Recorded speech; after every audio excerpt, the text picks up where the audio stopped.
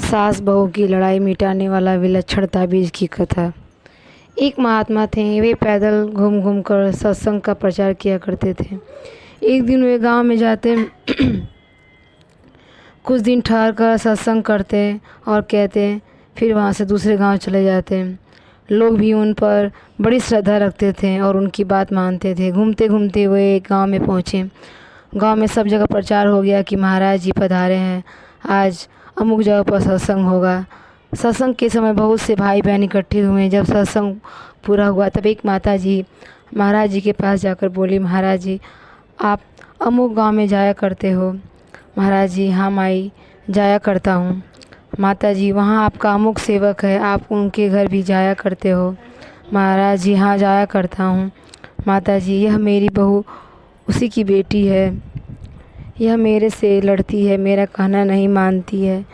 लोगों में महाराज जी का एक भय था, कोई गड़बड़ी करता तो कहते कि हम महाराज जी से कह देंगे। वह कहता कि भाई महाराज जी से मत कहना, तुम जैसा कहोगे वैसा हम करेंगे। महाराज जी कोई राजा की तरह दंड नहीं देते थे। वे बड़े प्रेम से कहते थे कि भाई तुम ऐसा क्यों करते हो। लोग उनकी बात का आदर करते थे। प्रेम का जो शासन होता है वह बड़ा विलक्षण होता है। राजा का शासन तो राजसी तामसी होता है, पर संतों का शासन सात्विक होता है।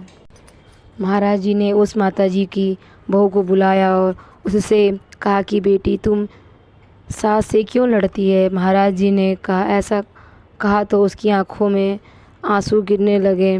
वह जब छोटी बच्ची थी तब वह महाराज जी के सामने खेला करती थी। अब बड़ी हो गई, विवाह हो गया तो ससुराल में आ गई। उसके मन में महाराज जी के प्रति माँ बाप दादा की तरफ पूज्य भाव था। अब उनसे महाराज जी के सामने अपनी शिकायत सुनी तो वो घबरा गई और रोने लग गई। महाराज जी ने आश्वासन दिया तो वह बोली, महाराज जी मैंने कोई कसूर तो किया नहीं, मैं सास को दुख नहीं देती हूँ, फिर भी उनको मेरा काम पसंद नहीं आता। मैं क्या करूँ, सास बिना कारण मेरे से लड़ती है।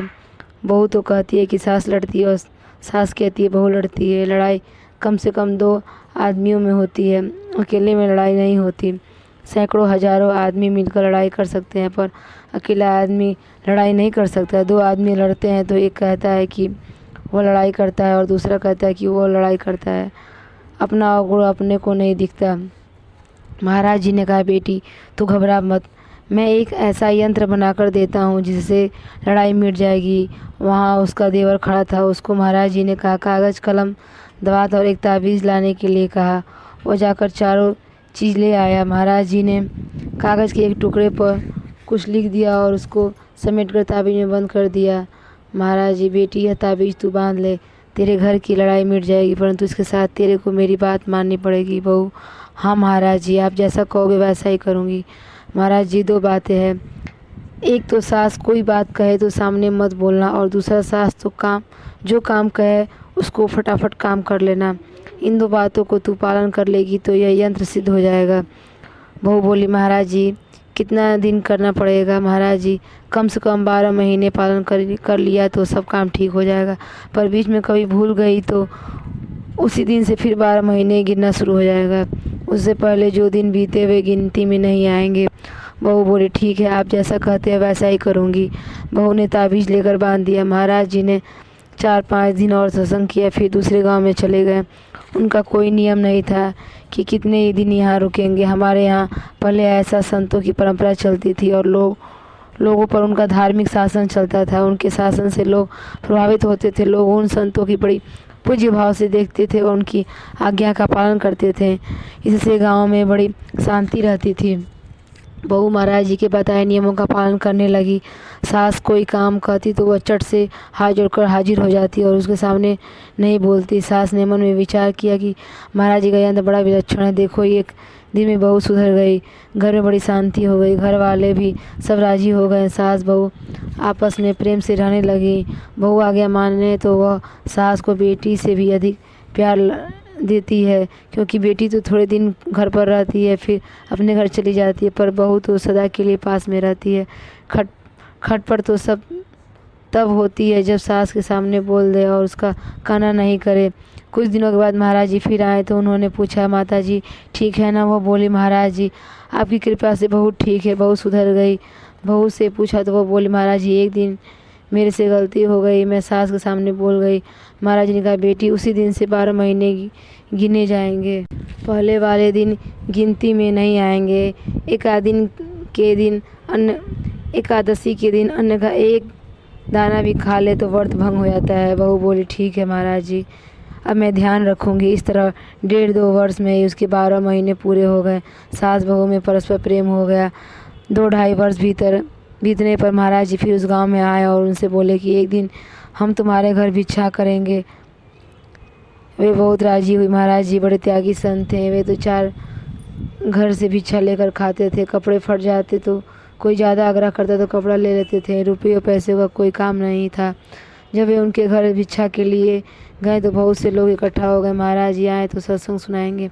भिक्षा की और सत्संग सुनाया। फिर कहा कि दूसरे गांव के लोग आए हैं, उनको भेज दो, केवल आपके घर वाले ही रहें। आपसे एक बात कहनी है। घर वालों ने हाथ जोड़कर सबसे कह दिया कि भाई अब सत्संग हो गया, अब आप सब लोग जाओ। सब लोग चले गए। घर वाले महाराज जी के पास आकर बैठ गए। महाराज जी ने बोले कि मैंने जो ताबीज़ बनाकर दी थी उसको लाओ। उन्होंने ताबीज़ लाकर महाराज जी के सामने रख दी। जी ने कहा कि इसको खोलकर पढ़ो, इसमें क्या लिखा है। उन्होंने ताबीज़ के भीतर रखा कागज़ खोलकर पढ़ा। उसमें लिखा था, सास बहू राजी तो साधु को क्या, और साधु बहू राजी, सास बहू नाराज़ तो साधु को क्या। महाराज जी बोले, सास बहू शांति से रहे तो हमें क्या मतलब, और रोज़ाना आपस में लड़े तो हमें क्या मतलब। हमारा मतलब तो यह है कि तुम्हारे घर में शांति आनंद रहे। यह शक्ति यंत्र में नहीं है, यह शक्ति इस बात में है कि सामने न बोलें और जैसा कहे वैसा कर दें। देखो, दूसरा कोई जंतर मंतर की बात कहें कि हम देवता सिद्ध हैं, हम तुम्हारे को ऐसा कर देंगे वैसा कर देंगे, तो डरना नहीं। इसलिए तुमको यंत्र खोल कर दिखाया है। जंतर मंत्र को मैं नहीं मानता, परंतु तुम्हारे को मेरी बात पर विश्वास हो जाए इसलिए यंत्र बना कर दिया है। बड़ों के सामने बोलना नहीं और उनकी आज्ञा का पालन करना। इन 2 बातों का घर के सभी लोग पालन करें तो आपके लोग और परलोक दोनों सुधर जाएंगे। कभी सास को कोई ऐसा काम करने को कह दे जिससे आपके नुकसान दिखता है तो हाथ जोड़कर खड़ी हो जाए। वह पूछे कि खड़ी क्यों हो, तो कहें कि आप काम तो मैं कर दूंगी पर इससे बिगाड़ हो जाएगा।